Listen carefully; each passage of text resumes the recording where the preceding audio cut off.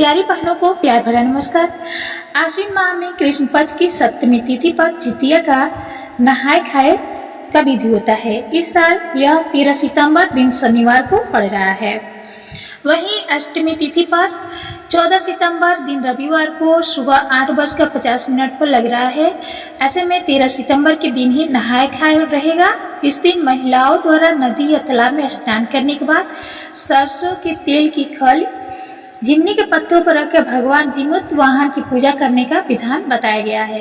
विधि विधान से पूजा करने के बाद महिलाएं तेल को अपनी संतान के सिर पर आशीर्वाद के रूप में भी लगाती हैं। आगे है मेरी प्यारी बहनों को मैं बताना चाहूंगी कि 14 सितंबर रविवार के दिन सूर्योदय से पहले ब्रह्म मुहूर्त में जितिया व्रत करने वाली हमारी बहनें अपना सर्गी ग्रहण करेंगी। इसे सूर्योदय से पहले ब्रह्म मुहूर्त में ही सर्गी ले लिया जाता है। इस बात का आप विशेष ध्यान रखेंगी। इसमें व्रत रखने वाली विवाहित महिलाएं चूड़ा दही समेत कई प्रकार का भोजन करती है।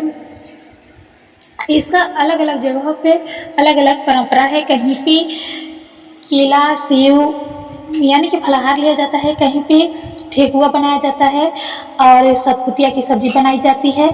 तो प्यारी बहनों हर जगह पे अलग अलग रस्म रिवाज है। आपके यहाँ कैसे होता है मेरे कमेंट बॉक्स में जाकर के आप हमें जरूर बताइएगा। इसके बाद अपने शरीर को दरवाजे से टिकाकर पानी ग्रहण करती हैं और इसके बाद महिलाओं का निर्जला व्रत शुरू हो जाता है। आगे हम बताएंगे जितिया व्रत के पारण का शुभ मुहूर्त शुभ समय। इससे पहले विनम्र निवेदन कर रही हूँ कि आप मेरे चैनल को सब्सक्राइब अवश्य कर लीजिए। मेरे चैनल पर बिल्कुल सही और सटीक जानकारी आपको दी जाती है। इस बार जितिया का निर्जला व्रत 14 सितंबर दिन रविवार को रखा जाएगा। बता दें कि आश्विन मास में कृष्ण पक्ष की सप्तमी वृद्धा अष्टमी तिथि पर यह व्रत रखा जाता है। इस साल 14 सितंबर के दिन सुबह 8:50 से शुरू हो जाएगी। ऐसे में 14 तारीख को सुबह से ही जितिया व्रत की शुरुआत हो जाएगी। इसके बाद अष्टमी तिथि का समापन अगले दिन यानी 15 सितंबर दिन सोमवार को होगा और इसी के साथ जितिया व्रत समाप्त हो जाएगा। 14 सितंबर शनिवार को पूरा दिन निर्जला व्रत रखा जाएगा। इसके बाद अगले दिन 15 सितंबर दिन सोमवार को सुबह 6:35 पर अष्टमी तिथि का समापन हो जाएगा और नवमी तिथि की शुरुआत हो जाएगी। इसी समय पर व्रती महिलाएं दातुन करके स्नान आदि कर सकती हैं और फिर पूजा करने के बाद अन्न जल ग्रहण कर सकती हैं।